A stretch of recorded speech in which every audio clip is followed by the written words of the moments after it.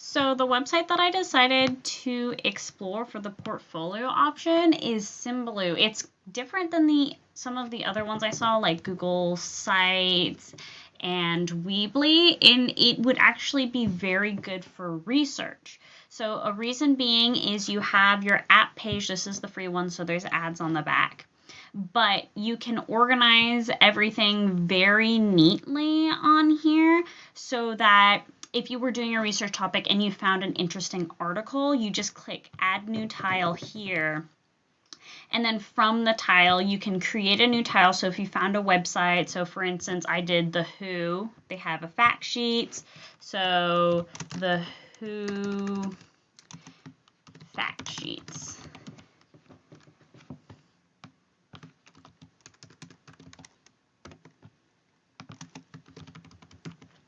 So now I have and then I just like choose the picture. So we can either do a general picture or we can choose from this website.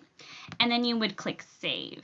And then that's been uploaded right there. So if I ever need to access it, I could just click there and it would show up as a pop-up on the new page. And now I have all of the WHO fact sheets.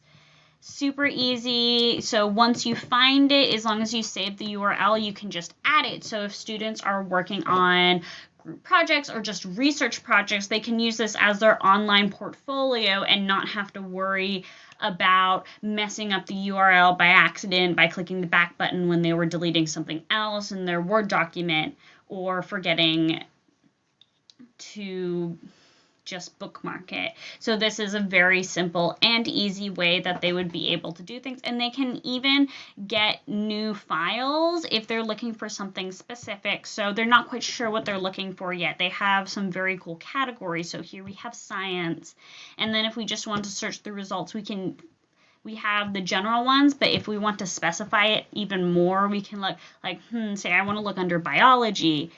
It doesn't look like they have any really there, but astronomy, amazing. We got NASA right here, so we want to add a NASA tile to our web mix. And then we click it and it brings us to the main page for NASA. So very simple, very easy to use, fantastic for doing research projects especially. And I hope you enjoyed my presentation.